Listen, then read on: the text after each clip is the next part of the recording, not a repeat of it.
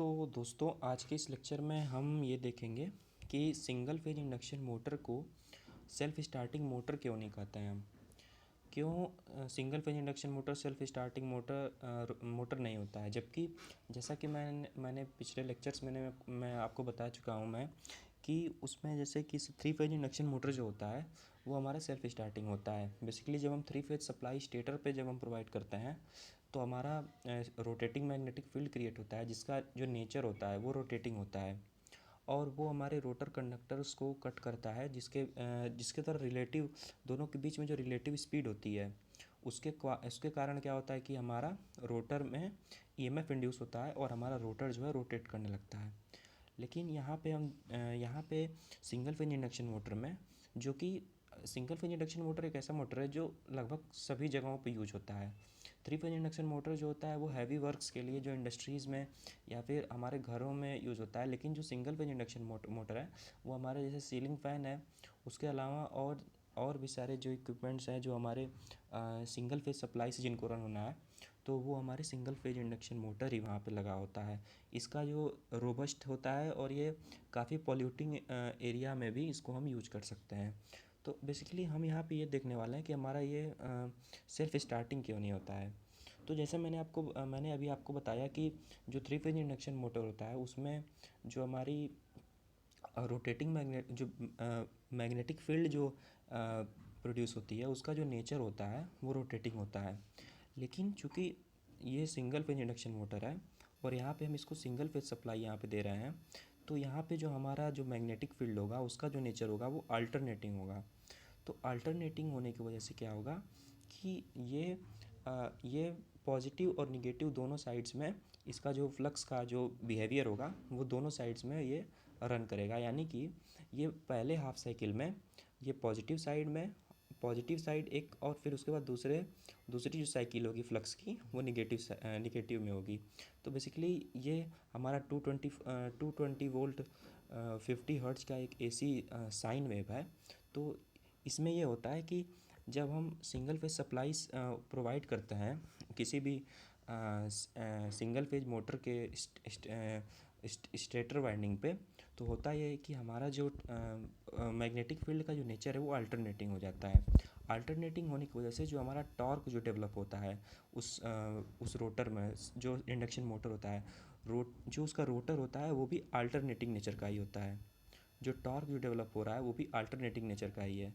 तो एक्चुअल में होता यह है कि पहले हाफ साइकिल में जो हमारा टॉर्क जो डेवलप हो रहा है उसकी डायरेक्शन तो फॉरवर्ड हो जाएगी, क्योंकि ये जो हमारा फ्लक्स है वो अल्टरनेटिंग है। तो पहले हाफ साइकिल में जो है जो टॉर्क होगा वो फॉरवर्ड डायरेक्शन में होगा, जबकि जो दूसरी हाफ साइकिल है उसमें जो हमारा टॉर्क है वो रिवर्स डायरेक्शन में होगा। तो इस केस में क्या होगा कि हमारा रोटर जो होता है वो कंफ्यूज हो जाएगा कि हम किधर घूमें। तो बेसिकली वो कहीं नहीं घूमेगा, वो वो ऐसे ही एक साइड इधर एक साइड उधर रोटेट करने लगेगा। तो इससे हमारा क्या होगा कि रिजल्टेंट टॉर्क जो होगा जीरो हो जाएगा। तो अब ये चीज़ होती है, इसलिए हमारा जो है कि सिंगल फेज जो इंडक्शन मोटर होता है वो हमारा सेल्फ स्टार्टिंग इसीलिए नहीं होता है। इसका बेसिक रीज़न यही है कि हमारी जो मैग्नेटिक फील्ड का जो नेचर होता है वो ऑल्टरनेटिंग होता है और जो हमारा टॉर्क डेवलप होता है वो भी जो है ऑल्टरनेटिंग नेचर का आता है, जिससे हमारा रिजल्टेंट टॉर्क जो होता है ज़ीरो हो जाता है। तो अब हमारी रिक्वायरमेंट ये है कि हमको ये करना है कि हमारा जो टॉर्क हो वो रोटेशनल, उसके जो मैग्नेटिक फ्लक्स जो पहले डेवलप हो तो हमारा रोटेशन मतलब रोटेटिंग नेचर का हो। जैसे कि थ्री फेज इंडक्शन मोटर में हम जैसे कर रहे थे, जैसे हम वहाँ पे डेवलप हो रहा था, तभी हमारा जो है रोटर जो है वो रोटेट करेगा। तो इस चीज़ को हम ओवरकम करने के लिए यहाँ पे हम कैपेसिटर का यूज करते हैं। कैपेसिटर क्या करता है, कैपेसिटर का वर्क ये होता है कि जो कैपेसिटर की जो प्रिंसिपल है वो क्या करता है कि पावर फैक्टर तो इम्प्रूव करता ही है, साथ में हमारा वो एक जो हमारा रोटर है उसको एक इनिशियल टॉर्क प्रोवाइड करता है। और उसमें ये होता है कि वो 90 डिग्री जो है फेज डिफरेंस क्रिएट करता है हमारे करंट और वोल्टेज के बीच में, जिससे क्या होता है कि हमारा यह एक सेकेंडरी फेज की तरह वर्क करता है। ये हमारा सेकेंडरी फेज की तरह वर्क करता है, जिससे हमारा जिससे हमारे दो फेज क्रिएट हो जाते हैं। सिंगल फेज तो हमारा ऑलरेडी था, लेकिन एक ये हमारा कैपेसिटर के आ जाने से ये हमारा एक सेकेंडरी फेज क्रिएट करता है 90 डिग्री फेज डिफरेंस को क्रिएट करते हुए। तो बेसिकली इससे ये होता है कि जो हमारा जो रोटेटिंग जो हमारा अल्टरनेटिंग जो फ्लक्स था वो अब हमारा रोटेटिंग हो जाता है, उसका नेचर जो होता है वो रोटेटिंग हो जाता है, और हमारा जो हमारा रोटर है ये रन करने लगता है।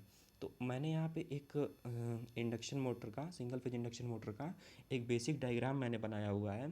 तो यहाँ पे आप जैसे देख सकते हैं कि हमारी ये स्टेटर वाइंडिंग होती है, ये रनिंग वाइंडिंग होती है। इसका सबसे अच्छा उदाहरण हमारा ये पंखा है, सीलिंग फैन। तो ये इसका भी एक आंसर, ये एक क्वेश्चन जो हम बेसिकली हम लोग दिमाग में आता है कि हम पंखे में कैपेसिटर या कंडेंसर का यूज क्यों करते हैं। तो उसका भी मेन रीज़न यही है, हमारा जो स्टार्टिंग टॉर्क है उसको देने के लिए, ताकि स्टार्टिंग में उसको हम थोड़ा सा इनिशियली थोड़ा फोर्स, उस पर रोटेटिंग फोर्स हम पंखे को मिल जाए, इसलिए हम यहाँ पे कैपेसिटर लगाते हैं। कैपेसिटर लगाने का main motto phase difference create करना है 90 डिग्री, जिससे हमारी जो सिंगल फेज जो हमारी अल्टरनेटिंग यहाँ पे बिहेवियर है वो हमारा क्या हो, सेकेंडरी फेज कैपेसिटर के आ जाने से हमारा जो उसका फ्लक्स का जो बिहेवियर है वो रोटेटिंग हो जाए, और हमारा जो रोटर है वो रोटेट करने लगे। तो जैसे मैंने यहाँ पे एक फेज और एक न्यूट्रल से मैंने यहाँ पे ये वाइंडिंग है पूरी, ये पूरी वाइंडिंग है, इसको आप देख सकते हैं कि मैंने यहाँ पे एक स्टेटर वाइंडिंग ये है, और ये हमारी रनिंग वाइंडिंग है।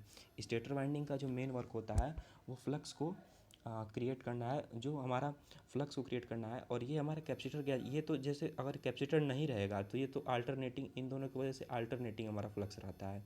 तो इस केस में क्या होगा, विदाउट कैपेसिटर अगर हम पंखे को चलाना चाहें तभी भी हमारा पंखा रन करेगा, लेकिन उस केस में क्या होगा कि हमको किसी चीज़ का प्रयोग करना पड़ता है। जैसे देखते हैं कि अगर हम बिना कैपेसिटर के पंखा चलाएंगे तो हमको पहले उसको थोड़ा सा किसी भी चीज़ से, डंडा या फिर किसी चीज़ से उसको थोड़ा सा पुश करना पड़ेगा, रोटेटिंग उसको फोर्स प्रोवाइड करना पड़ेगा, तब हमारा ये जो हमारे रोटर है वो रन करेगा।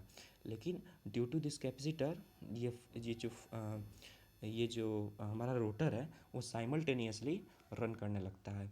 अब अगर हमको इस रोटर की डायरेक्शन को चेंज करना है तो बेसिकली हम ये कैपेसिटर जो स्टेटर वाइंडिंग में लगाए हैं इसको हम रनिंग वाइंडिंग में लगा सकते हैं। स्टेटर वाइंडिंग हमेशा सप्लाई के पैरेलल में लगा होता है, और चूँकि हमको फ़ैन को जिस डायरेक्शन में घुमाना है उसके अकॉर्डिंग हम इस कैपेसिटर को प्लेस करेंगे, तो उस तरह से हमारा कैपेसिटर जो है उस तरह से हमारा रोटर जो है रन करेगा।